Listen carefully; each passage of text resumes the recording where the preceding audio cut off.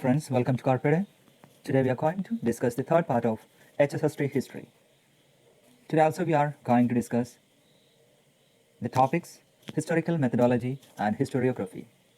The first question is, what is the goal of history and science? Both science and history has a single goal. What is that?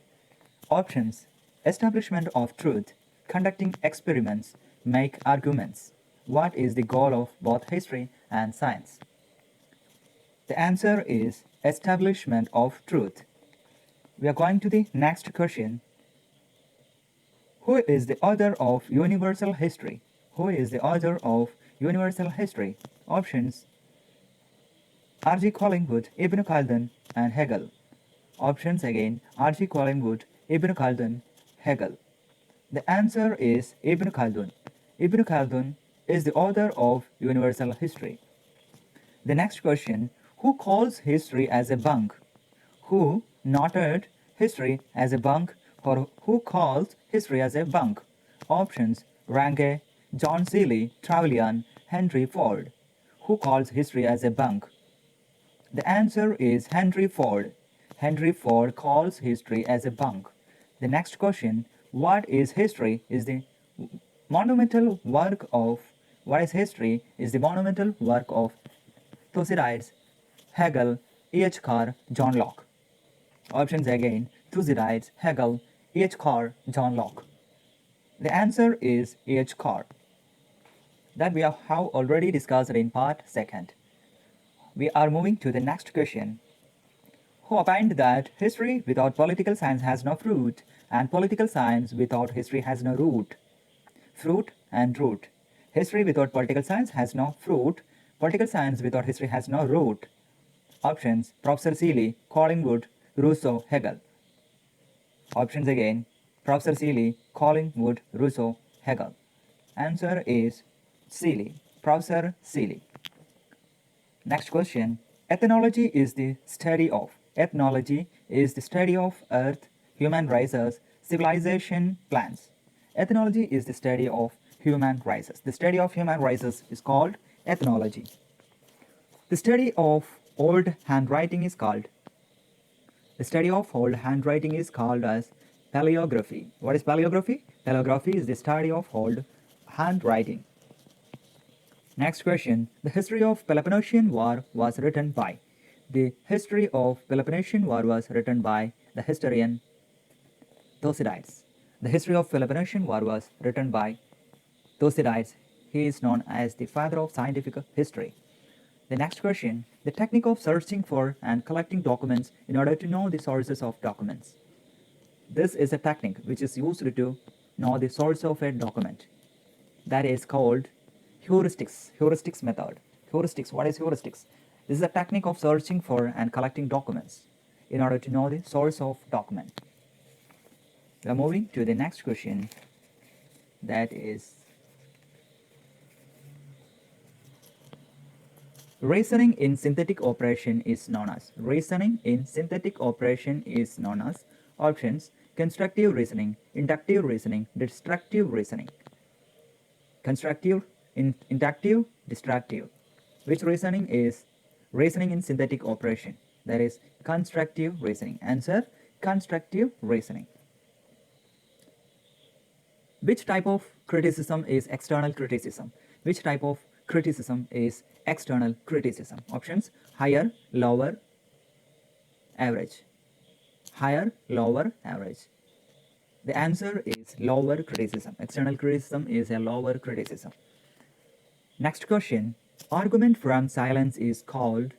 Argument from silence is called. Options: positive reasoning, constructive reasoning, negative reasoning. Argument from silence is negative reasoning. Answer: negative reasoning. The next question. The last stage of historical research. The last stage of historical research. Options: synthetic operation, concluding operation, collection of documents. Options again: synthetic operation, concluding operation, collection of documents. What is our question? The last stage of historical research. The answer is concluding operation, because concluding is the final stage of everything. So here also, concluding operation is the last stage of historical research. Next question, who framed dialectical materialism?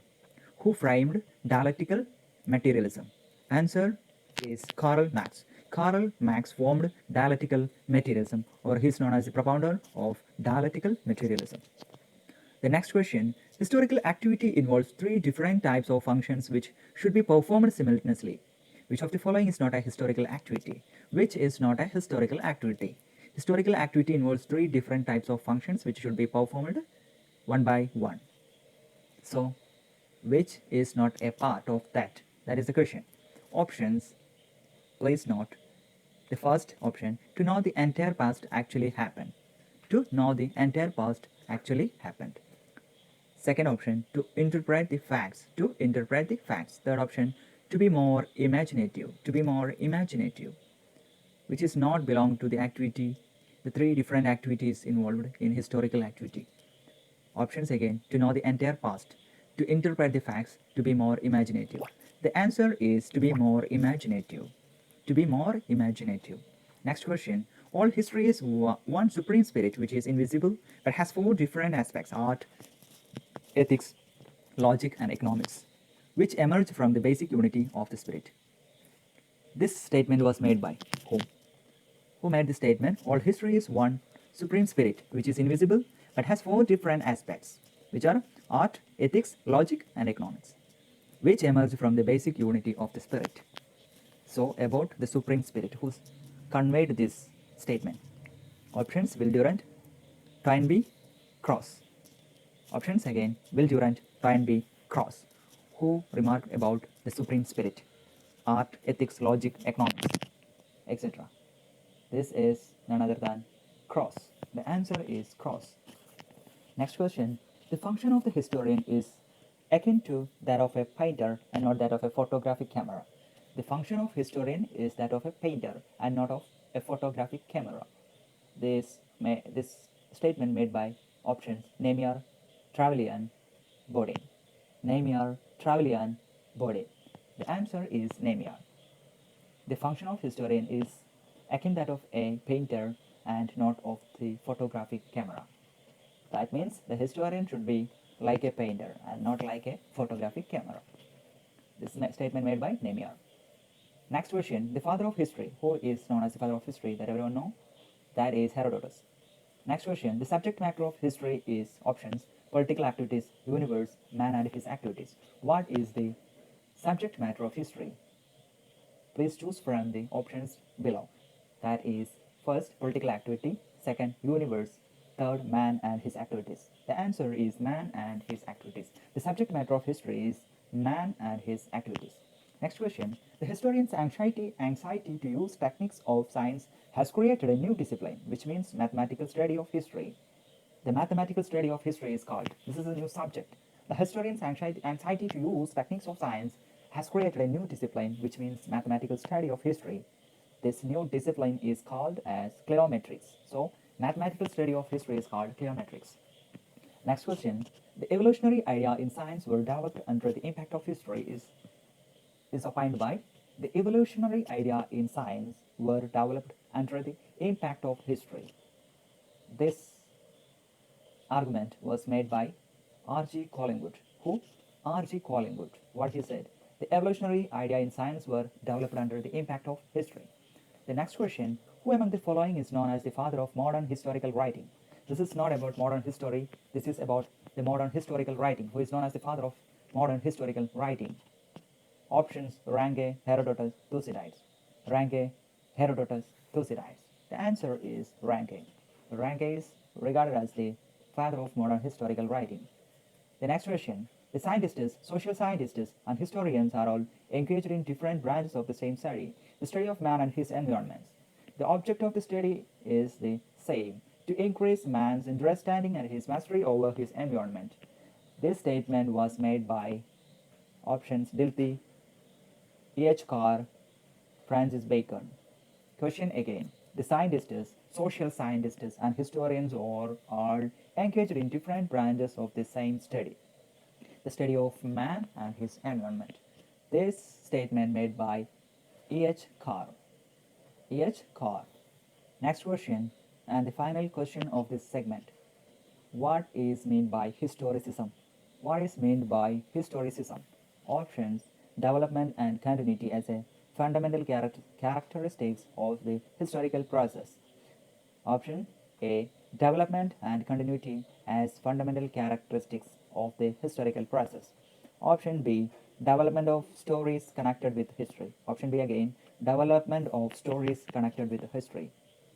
Option C: tracing historical synthesis. Option C again: tracing historical synthesis. What is historicism? The answer is development and continuity as fundamental characteristics of the historical process is historicism. Development and continuity as fundamental characteristics of historical process. So we are concluding with this. Before that, we are trying to recollect what we have studied today. So we are repeating. Just try to get the points one by one. The first question: what is the goal of both science and history? The answer is establishment of truth.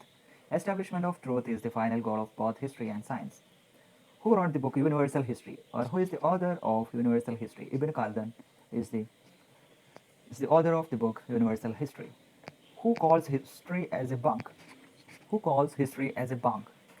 Henry Ford calls history as a bunk. What is history? Written by E.H. Carr. What is history? Written by E.H. Carr. History without political science has no fruit, and political science without history has no root. Who made this statement? Seeley. Professor Seeley has made this statement that political science has no fruit and political science without history has no root.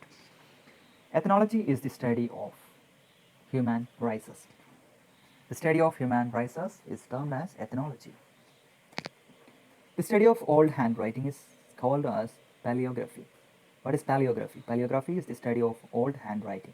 The history of Peloponnesian War was written by Thucydides. The history of Peloponnesian War was written by Thucydides. The technique of searching for and collecting documents in order to know the source of document is called heuristics. The heuristics method is a technique used to know the source of documents.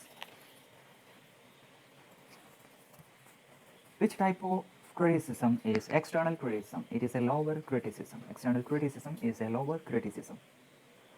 Reasoning in synthetic operation is known as constructive reasoning. Reasoning in synthetic operation is known as constructive reasoning. Argument from silence is called as negative reasoning. Argument from silence is a negative reasoning. The last stage of historical research is concluding operation. Last stage of historical research is concluding operation. Who framed dialectical materialism? Who framed dialectical materialism? Karl Marx. Karl Marx framed dialectical materialism. Historical activity involves three different types of functions which should be performed simultaneously, which is not a part of these options to know the entire past actually happened, to interpret the facts, to be more imaginative. So from this we can understand that the three activities, which are the three activities involved in a historical activity, or which are the three historical activities one by one to be performed. One, to know the entire past actually happened. Next, to interpret the facts, to present the data in a clear manner. These are the three activities. All history is one supreme spirit which is invisible but has four different aspects: art, ethics, logic, and economics. Statement made by Cross. All history is one supreme spirit which is invisible but has four different aspects: art, ethics, logic, and economics. Statement made by Cross. The function of the historian is that of a painter and not of the photographic camera. The statement made by Nemier. The function of historian is that of a painter and not of that of a photographic camera by Nemier. The father of history is Herodotus. The subject matter of history is man and his activities. Subject matter of history is man and his activities. The historian's anxiety to use techniques of science has created a new discipline, which means mathematical study of history is called as geometrics. Geometrics is mathematical study of history. The evolutionary idea in science were developed under the impact of history is the opinion of R.G. Collingwood. What was the opinion of R.G. Collingwood? The evolutionary idea in science. You all know the evolutionary idea in science. എന്താണ് Developed under the clinical impact of method? this ഈ clinical മെത്തേഡിൽ പറയുന്നത് മനോരോഗബാധിതരുടെ രോഗനിർണയം, ചികിത്സ എന്നിവ ഈ clinical മെത്തേഡിലാണ് ഉൾക്കൊണ്ടിട്ടുള്ളത്. അടുത്തത് ലെറ്റ്നർ വിമറാണ് ഈ ഒരു ക്ലിനിക്കൽ മെത്തേഡ് ഏറ്റവും ആദ്യമായിട്ട് അവതരിപ്പിച്ചത്. അബ്നോർമൽ ആയിട്ടുള്ള വ്യക്തിത്വ പ്രശ്നങ്ങൾ പഠിക്കുക, കണ്ടെത്തുക, അതിന് പരിഹാരങ്ങൾ നിർദ്ദേശിക്കുക, ഇതാണ് ഇതിൽ നടക്കുന്നത്. ഇത് ഏറ്റവും ഫലപ്രദമായിട്ട് ഉപയോഗിച്ചത് രണ്ട് തത്വചിന്തകരാണ്. അവര് ഫ്രോയിഡും ആഡ്ലറും ആണ് ഇത് ഏറ്റവും പ്രായോഗികമായിട്ട് ഉപയോഗപ്പെടുത്തിയിട്ടുള്ളത്. ഓക്കെ, ഏറ്റവും ആദ്യമായിട്ട് കൊണ്ടുവന്നത് ലെറ്റ്നർ വിമർ ആണ്. ക്ലിനിക്കൽ മെത്തേഡ് ഏറ്റവും ആദ്യമായിട്ട് കൊണ്ടുവന്നത് ലെറ്റ്നർ വിമർ ആണ്. പ്രായോഗികമായി അതിനെ ഉപയോഗപ്പെടുത്തിയത് ഫ്രോയിഡും ആഡ്ലറുമാണ്. ഓക്കെ, ഇനി അടുത്ത ഗവേഷണ ഉപാധിയാണ് പറയുന്നത് സാമൂഹിക ബന്ധ പരിശോധന, സോഷ്യോമെട്രിക് ടെക്നിക്ക്. ഓക്കെ, സോഷ്യോഗ്രാം എന്നൊക്കെ പറയില്ലേ, നമ്മൾ ഇന്റേൺഷിപ്പിന് പോയപ്പോൾ നമ്മൾ അത് ക്ലാസ്സുകൾ ചെയ്തിട്ടുണ്ടായിരിക്കും. കുട്ടികൾക്കിടയിൽ സോഷ്യോഗ്രാം ചെയ്തിട്ടുണ്ടായിരിക്കും. അവരിലെ സ്റ്റാറിനെയും മറ്റും തിരഞ്ഞെടുക്കുക, അത്തരത്തിലുള്ള ഒരു പ്രക്രിയയാണ് ഈ സോഷ്യോഗ്രാം എന്ന് പറയുന്നത്. ഇതിൽ സാമൂഹ്യ ബന്ധത്തിന്റെ അളവ് നിശ്ചയിക്കുക, ഇതാണ് സാമൂഹിക ബന്ധ പരിശോധനയിലൂടെ നടക്കുന്നത്. സാമൂഹിക ബന്ധം, അതായത് കുട്ടികളിലെ സാമൂഹിക ബന്ധത്തിനെ അളക്കുന്നതിന് വേണ്ടിയിട്ടാണ്.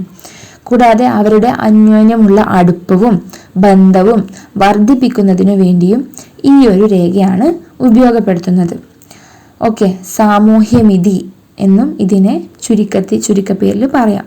സാമൂഹിക ബന്ധ പരിശോധന എന്ന പേരിന് പുറമെ സാമൂഹ്യമിതി എന്നൊരു പേരും ഇതിനുണ്ട്.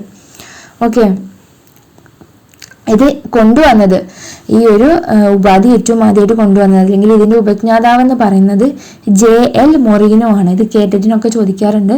JL മൊറീനോ ആണ് ഈ ഒരു ഈ ഒരു രീതി വികസിപ്പിച്ചെടുത്തത്.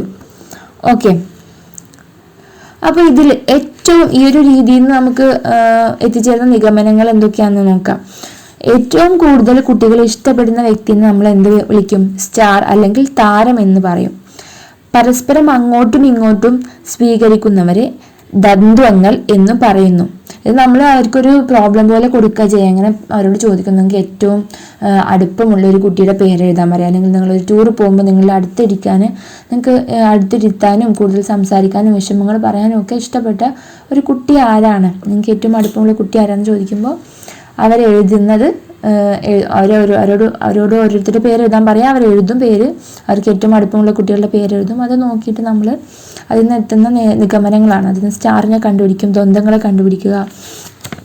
അതുപോലെ 2-3 പേർ ഉൾപ്പെടുന്ന രഹസ്യ കൂട്ടുകെട്ടുകളെ ക്ലിക്കുകൾ എന്ന് പറയും.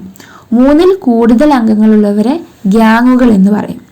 ഒറ്റപ്പെട്ടു നിൽക്കുന്ന കുട്ടികളെ ഏകാകികൾ എന്നും പറയും. അപ്പൊ ഇതൊക്കെ എക്സാമിന് 1 വേർഡായിട്ട് ചോദിക്കാൻ ചാൻസ് ഉണ്ട് കേട്ടോ. ഏകാകികള്, പിന്നെ 3-ൽ കൂടുതലാണെങ്കിൽ ഗ്യാങ്ങുകള്, 2-3 പേർ ഉൾപ്പെടുന്നതാണെങ്കിൽ 2-3 പേർ ഉൾപ്പെടുന്ന രഹസ്യ കൂട്ടുകെട്ടുകളെ ക്ലിക്കുകൾ എന്ന് പറയും. ദ്വന്ദ്ങ്ങളാണെങ്കിൽ അങ്ങോട്ടും ഇങ്ങോട്ടും പേരുകൾ എഴുതിയിട്ടുള്ള കുട്ടികൾ, അവർ ദ്വന്ദ്ങ്ങൾ എന്ന് പറയും. ഓക്കെ, ഏറ്റവും കൂടുതൽ കുട്ടികൾ എഴുതിയിട്ടുള്ള ആളെ സ്റ്റാർ അല്ലെങ്കിൽ താരം എന്ന് പറയും. ഓക്കെ, അപ്പോൾ ഇത്രയാണ് സാമൂഹ്യമിതി അഥവാ സാമൂഹിക ബന്ധ പരിശോധനയിൽ പറയാനുള്ളത്. ഇനി അടുത്തത് പ്രക്ഷേപണ രീതി, പ്രൊജക്റ്റീവ് മെത്തേഡ്. ഇതും എക്സാമിന് ചോദിക്കാറുണ്ട്. ഇതിലെന്താന്ന് വെച്ച് കഴിഞ്ഞാൽ അബോധ മനസ്സിലെ അടിച്ചമർത്തപ്പെട്ട വികാരങ്ങളെയും സവിശേഷതകളെയും മനസ്സിലാക്കാനും അപഗ്രഥിക്കാനും പ്രക്ഷേപണ രീതി കൊണ്ട് നമുക്ക് സാധിക്കും. ഓക്കെ, ഇതിൽ ഏറ്റവും ഇമ്പോർട്ടൻ്റ് ആയിട്ട് ഈ ഒരു പ്രക്ഷേപണ രീതിയിൽ നമ്മൾ ഉപയോഗിക്കുന്ന സബ് ഉപാധികളാണ് ഇനി പറയുന്നത്. അതിലൊന്നാണ് റോഷ-മഷിയൊപ്പ് പരീക്ഷണം, പിന്നെ തീമാറ്റിക് അപ്പർസ്പെക്ഷൻ, പിന്നെ അടുത്തത് 3-മത്തത് ചിൽഡ്രൻ അപ്പർസ്പെക്ഷൻ ടെസ്റ്റ്, അടുത്തത് വാക്യപൂരണ പരീക്ഷണം, അടുത്തത് പദസഹചരത്വ പരീക്ഷണം. ഓക്കെ, ഇങ്ങനെ ഇത്തരത്തിൽ 5 ടെക്നിക്കുകളാണ് ഉള്ളത്. അപ്പോൾ ഇതെന്തിനാണ് നമ്മൾ ഈ ഒരു പ്രക്ഷേപണ രീതി ഉപയോഗപ്പെടുത്തുന്നത്? അത് ഇമ്പോർട്ടൻ്റ് ആണ്, 3 മാർക്കിനൊക്കെ ചോദിക്കാൻ ചാൻസ് ഉള്ളതാണ്. അബോധ മനസ്സിലുള്ള നമ്മളോട് ചിലപ്പോൾ 2 മെത്തേഡുകൾ എഴുതാൻ പറയും. അപ്പോൾ റോഷാമശുവപ്പ് പരീക്ഷണം, തീമാറ്റിക് അപ്പസബ്സ്പെക്ഷൻ, അങ്ങനെ പേരുകളൊക്കെ നമുക്ക് എഴുതാം. കൂടാതെ പ്രക്ഷേപണ രീതി എന്താണെന്നും എഴുതാം. ഓക്കെ, അപ്പോൾ പ്രക്ഷേപണ രീതി എന്താണ്? അബോധ മനസ്സിലുള്ള അടിച്ചമർത്തപ്പെട്ട വികാരങ്ങളെയും സ്വഭാവ സവിശേഷതകളെയും മനസ്സിലാക്കുന്നതിനും വിശദമാക്കുന്നതിനും ആണ് പ്രക്ഷേപണ രീതി ഉപയോഗപ്പെടുത്തുന്നത്. അപ്പോൾ അതിന് ഉപയോഗിക്കുന്ന കുറച്ച് ടെക്നിക്സ് ആണ് റോഷാമശുപ്പ് പരീക്ഷണം, തീമാറ്റിക് അപ്പസ്പെക്ഷൻ, ചിൽഡ്രൻ അപ്പസ്പെക്ഷൻ ടെസ്റ്റ്, പദസഹചരത്വ പരീക്ഷണം, വാക്യപൂരണ പരീക്ഷണം. അപ്പോൾ റോഷാമശുപ്പ് നമുക്ക് ടീച്ചേഴ്സ് ചെയ്ത് തന്നിട്ടുണ്ടാകും ക്ലാസ്സിൽ, പിക്ചേഴ്സ് കാണിച്ചു തന്നിട്ട് നമുക്ക് എന്താണ് അത് കണ്ടിട്ട് തോന്നുന്നത്, എന്ത് ചിത്രമാണെന്നാണ് തോന്നുന്നത് എന്ന ആ ഒരു പരീക്ഷണമാണത്. ഓക്കെ, അപ്പോൾ ഇത് എക്സാമിന് ചോദിച്ചിട്ടുണ്ട്, മുന്നേ എന്തായാലും പഠിക്കുക. ഇനി അടുത്ത സഞ്ചിത രേഖ, ഇത് ഇമ്പോർട്ടൻ്റ് ആയിട്ടുള്ള ഒരു ടോപ്പിക്കാണ്, അഥവാ ഗവേഷണ രീതിയാണ്. ഓക്കെ, ഇതിനെ പഠന പുരോഗതി രേഖ എന്നും പറയപ്പെടുന്നുണ്ട്. ഇതിൽ ഓരോ കുട്ടിയെ വ്യക്തമായി മനസ്സിലാക്കാനും പഠിക്കാനും തുടക്കം മുതൽ അവസാനം വരെ സൂക്ഷിക്കുന്ന ഒരു രേഖയാണ് സഞ്ചിത രേഖ.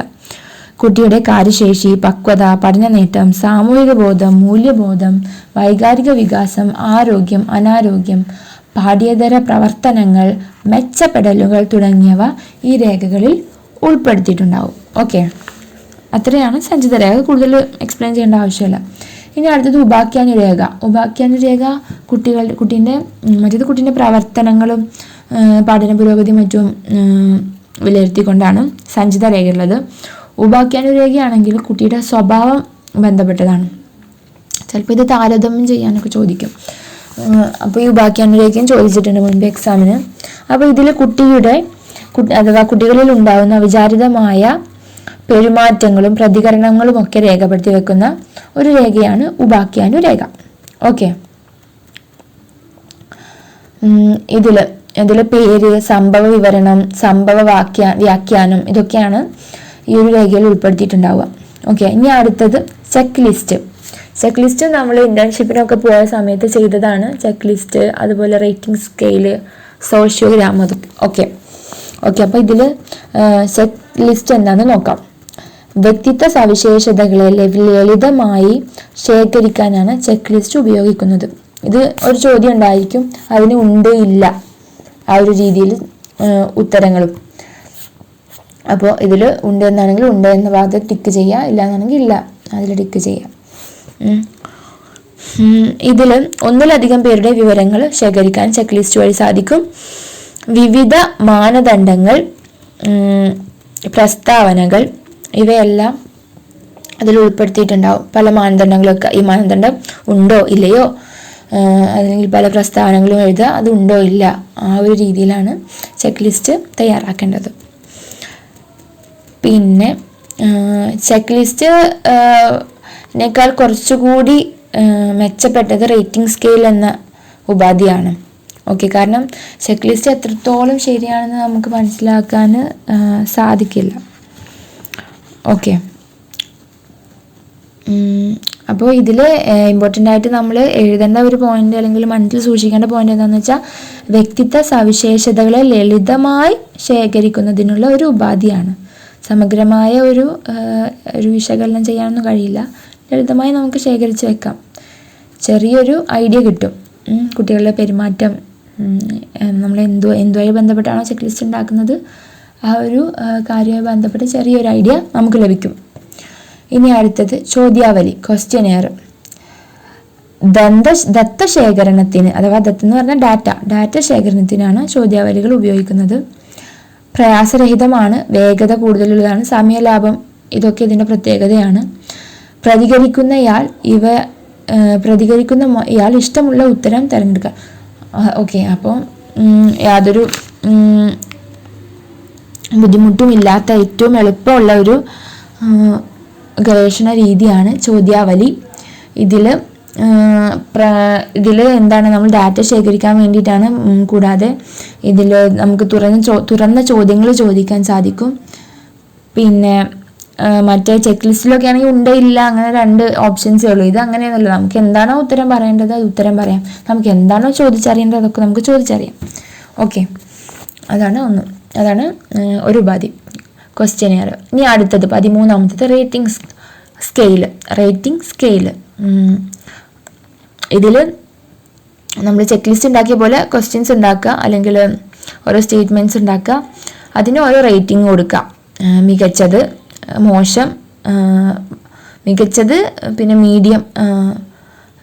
മീഡിയത്തിന് എന്ത് പറയും, മികച്ചത്, ശരാശരി, പിന്നെ വളരെ മോശം, ആ ഒരു രീതിയിൽ കോളങ്ങൾ കൊടുത്ത് അതിൽ ടിക്ക് ഇടുക.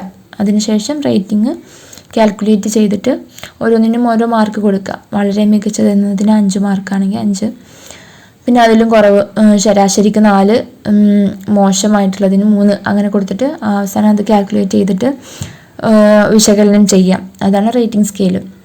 അപ്പോൾ ഇതിൽ സാഹചര്യം, വസ്തുത, സ്വഭാവ സവിശേഷത എന്നിവയെക്കുറിച്ചുള്ള വിലയിരുത്തലുകൾ നടത്താനും നമുക്ക് റേറ്റിംഗ് സ്കെയിൽ വഴി സാധിക്കും. പ്രത്യേകതകൾ എത്ര അളവിലും തീവ്രതയിലുമാണ് എന്ന് നമുക്ക് റേറ്റിംഗ് സ്കെയിൽ വഴി മനസ്സിലാക്കാൻ സാധിക്കും. ഓക്കെ, ഇനി അടുത്തത് കേസ് സ്റ്റഡി. കഴിഞ്ഞു കേട്ടോ, ഇതും കൂടിയേ ഉള്ളൂ. അപ്പോൾ ഈ ഒരു ചാപ്റ്റർ കഴിയും. Case study. വ്യക്തിയുടെ പ്രശ്നം നാനാവിധ വസ്തുക്കൾ ഉപയോഗപ്പെടുത്തി സമഗ്രമായി പഠനം നടത്തുക, അതാണ് കേസ് സ്റ്റഡി. ഓക്കെ, ഇതിൽ ക്ലിനിക്കൽ വിദ്യാഭ്യാസം, കോഗ്നിറ്റീവ് എന്നീ വിഭാഗങ്ങളൊക്കെ ഇതിൽ ഉൾപ്പെടുന്നു. ക്ലിനിക്കൽ വിദ്യാഭ്യാസം, കോഗ്നിറ്റീവ് ഈ മേഖലകളെല്ലാം ഇതിൽ ഉൾപ്പെടുന്നു. അപ്പോൾ ഇതിൽ നമുക്ക് എന്താണ്, ഇത് സിമ്പിളായിട്ട് പറയുകയാണെങ്കിൽ ഒരു വ്യക്തിയുടെ പ്രശ്നങ്ങളെ ലഭ്യമായിട്ടുള്ള വിവരങ്ങൾ അനുസരിച്ച്, അല്ലെങ്കിൽ ലഭ്യമായിട്ടുള്ള വിവരങ്ങൾ ശേഖരിച്ച് സമഗ്രമായി പഠിക്കുന്ന ഒരു രീതിയാണ് കേസ് സ്റ്റഡി. ശരിയായ വിശകലനത്തിൽ നിന്ന് പ്രശ്നപരിഹരണത്തിലേക്കും വേണമെങ്കിൽ ചികിത്സയിലേക്കും പോകാം. കേസ് തിരഞ്ഞെടുക്കൽ, പരികൽപ്പന രൂപപ്പെടുത്തൽ, വിവരശേഖരണം, സമന്വയിപ്പിക്കൽ, പരിഹാര മാർഗങ്ങൾ, റിപ്പോർട്ട് എന്നിങ്ങനെയുള്ള ഘട്ടങ്ങളാണ് കേസ് സ്റ്റഡിക്ക് ഉള്ളത്. ഓക്കെ, ഈ കേസ് സ്റ്റഡിയിൽ അപ്പോൾ എന്താണ്, നമുക്ക് ഒരാൾക്ക് ഉള്ള പ്രശ്നങ്ങൾ എന്തൊക്കെയാണെന്ന് വിശകലനം ചെയ്ത് നമ്മൾ അതിലൊരു ഡീപ്പായിട്ടുള്ളൊരു സ്റ്റഡി നടത്തണം. അങ്ങനെയെങ്കിലുള്ളൂ നമുക്കിതിനൊരു പരിഹാരം കണ്ടെത്താൻ കഴിയാം. അങ്ങനെ ക്ലിനിക്കലായിട്ടുള്ള എന്തെങ്കിലും റെമഡിയൽ മെഷേഴ്സ് എടുക്കണമെന്നുണ്ടെങ്കിൽ അതെടുക്കാനും ഈ ഒരു കേസ് സ്റ്റഡി നടത്തുക വഴി സാധിക്കും. ഓക്കെ, അപ്പോൾ ഇതിന് പല ഘട്ടങ്ങളുണ്ട്. ഘട്ടങ്ങൾ എന്തൊക്കെയാണ്? തിരഞ്ഞെടുക്കൽ, പരികൽപ്പന രൂപപ്പെടുത്തൽ, വിവരശേഖരണം, സമന്വയിപ്പിക്കൽ, പരിഹാര മാർഗങ്ങൾ കണ്ടെത്തൽ, പിന്നെ അതിനുശേഷം ഒരു റിപ്പോർട്ട് തയ്യാറാക്കുക. ഓക്കെ, ഇത്രയും കാര്യങ്ങളാണ് അതിലുള്ള പല ഘട്ടങ്ങൾ, കേസ് സ്റ്റഡിയിലെ പല ഘട്ടങ്ങൾ. ഓക്കെ, അപ്പം ഇനി ഒരു പോയിന്റ് കൂടെ ഉണ്ട് കേട്ടോ. ക്രിയാഗവേഷണം. ക്രിയാഗവേഷണത്തിന് പറയുന്നത് എന്താ? Action research. ഇത് സ്റ്റീഫൻ എം കോറിയാണ് ഇതിൻ്റെ ഉപജ്ഞാതാവ്. ആരാണ്? Stephen M Corey. കേട്ടിട്ടിനൊക്കെ ചോദിക്കും. സ്റ്റീഫൻ എം കോറിയാണ് ക്രിയാഗവേഷണത്തിൻ്റെ ഉപജ്ഞാതാവ്.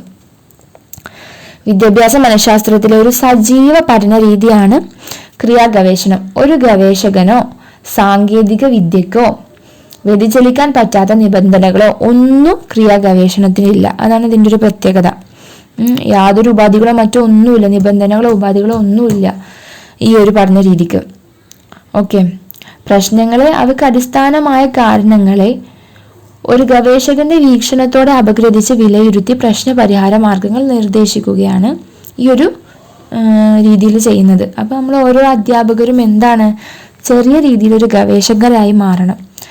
ഓക്കെ, അങ്ങനെ ആ ഒരു ഗവേഷണ മനോഭാവത്തോടു കൂടി നമ്മൾ ഓരോ കുട്ടികളോടും പെരുമാറാൻ ശ്രമിക്കണം. അപ്പോൾ നമുക്ക് അവരിലുള്ള പ്രശ്നങ്ങൾ അപഗ്രഥിക്കാനും, അപ്പോൾ നമുക്ക് യാതൊരു നിബന്ധനകളും വെക്കാതെ തന്നെ നമുക്ക് അവരുടെ പ്രശ്നങ്ങൾ അപഗ്രഥിക്കാനും അവർക്ക് പരിഹാര മാർഗങ്ങൾ നിർദ്ദേശിക്കാനും, അല്ലെങ്കിൽ നമുക്ക് ആ പരിഹാര മാർഗങ്ങൾ സ്വീകരിക്കാനൊക്കെ ഈ ഒരു ക്രിയാഗവേഷണത്തിലൂടെ സാധിക്കും. ഓക്കെ, അപ്പോൾ ഇത്രയും കാര്യങ്ങളാണ് ഇതിൽ അതായത് ആദ്യത്തെ അധ്യായത്തിൽ ഏറ്റവും ഇമ്പോർട്ടൻ്റ് ആയിട്ടുള്ളത്. പിന്നെ വേറൊരു ടോപ്പിക് എന്ന് പറയുന്നത് വിദ്യാഭ്യാസ മനഃശാസ്ത്രം പ്രയുക്ത മനഃശാസ്ത്രമാണ്, അഥവാ അപ്ലൈഡ് സയൻസ് ആണ് എന്ന് സമർത്ഥിച്ച് കുറിപ്പെഴുതാനുണ്ടാവും. അപ്പോൾ അതിൽ വിദ്യാഭ്യാസ മനഃശാസ്ത്രത്തിൻ്റെ പ്രസക്തിയും പ്രാധാന്യവും ഞാൻ പറഞ്ഞു തന്നില്ലേ, അതിന് ആ പോയിന്റ്സിനെ ഒരു കുറിപ്പാക്കി വിശകലനം ചെയ്ത് നമ്മളൊരു അധ്യാപികയായി അല്ലെങ്കിൽ അധ്യാപകനായി കഴിഞ്ഞ് കഴിഞ്ഞാൽ നമ്മൾ എന്തെല്ലാം ചെയ്യും എന്നൊക്കെ ഉൾപ്പെടുത്തിക്കൊണ്ട് അതിനെ വിശദീകരിച്ച് എഴുതിയാൽ മതിയാവും.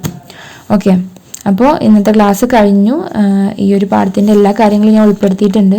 അപ്പോൾ ഇതിൽ നിന്ന് ഇനിയൊന്നും കട്ടൗട്ട് ചെയ്യാതിരിക്കുക, ഇതെന്തായാലും പഠിക്കുക. ഇനി രണ്ടാമത്തെ യൂണിറ്റുമായിട്ട് അടുത്ത ക്ലാസ്സിൽ കാണാം. എല്ലാവർക്കും നന്ദി.